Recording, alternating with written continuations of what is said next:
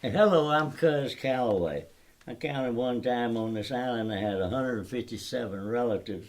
So I just started calling everybody Cuz and they started reciprocating. But my name really is Earl Callaway.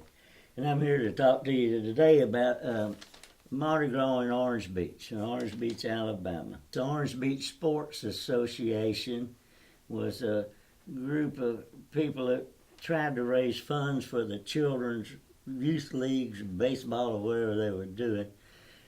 And so they had a small procession down the beach road, and Dean Howland had owned the keg, lent us his trailer, and his wife, Sylvia Howland, found this old raggedy plastic palm tree somewhere. We tied it up there and piled on there with a few adult beverages and went down the road having a ball.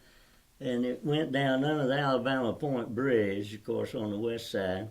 And they were having a fish fry under there to raise money for the children. And we just had a blast. And so we decided, man, let's do this next year, you know.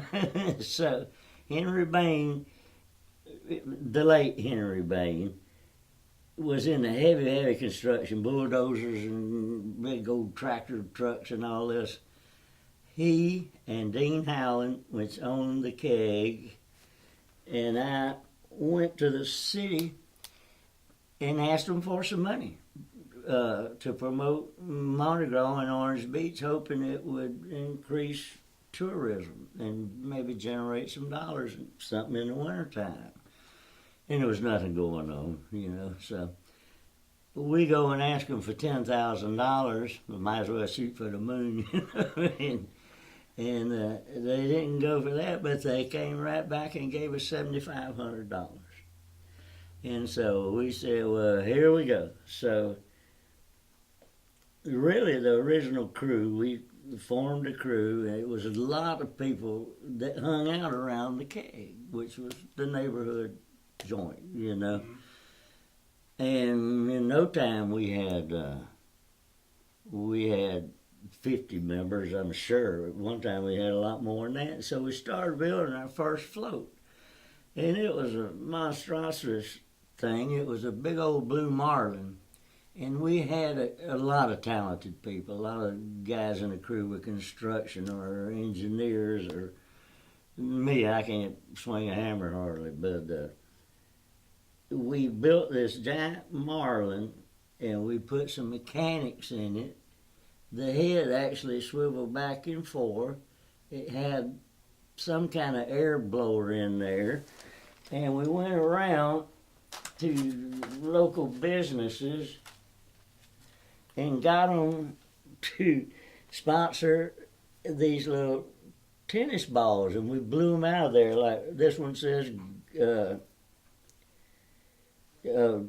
you know, a dollar beer to keg. Okay, and then this one was like 25% off at the Pass restaurant, which Larry Bratton ran in. And Larry was very influential in that crew, too, along with Virgie Stewart and Sylvia, and just countless people that really worked hard on these things. And these were first-class floats. I mean, nobody had ever seen anything like that marlin that shot ping pong balls out. So we just had a blast. So that would be 1997. I'm pretty sure of that. That was 1997. And I planned the parade.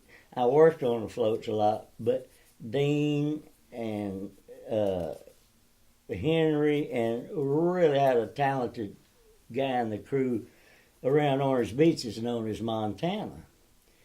His real name is Dorrance Hanson, but he's fabulous. He's an artist. He, you know, built the fish and could paint. He could sculpt. He could do anything he wanted to, you know. So, and we go down there pretty much every night, work on this float, and drink beer and carry on, you know.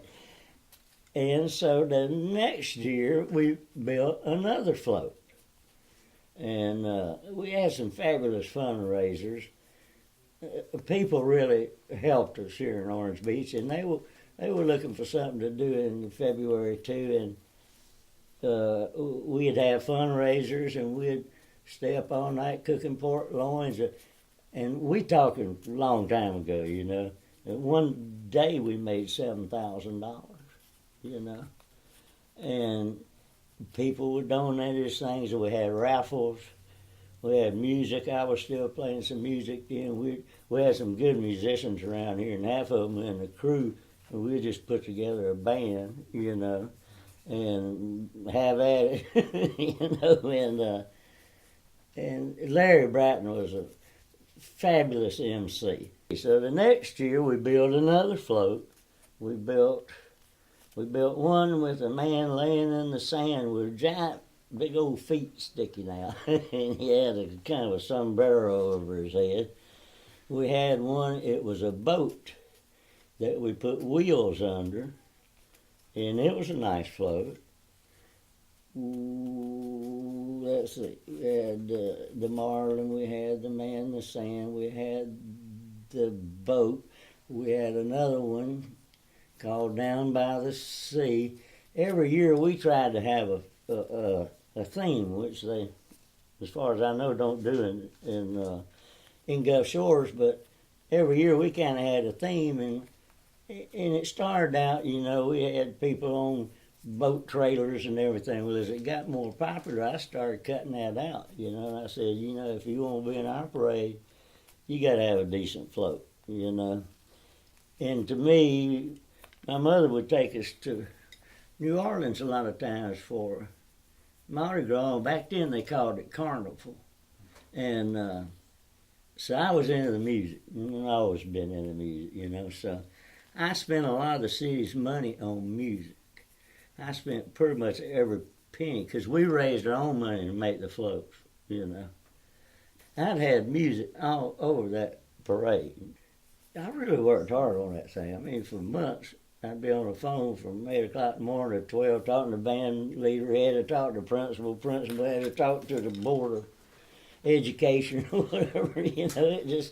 It was a mess, man. But then when I finally got a lineup, we would go over there a day for the parade and ride down the road and stake out stakes with a number on them.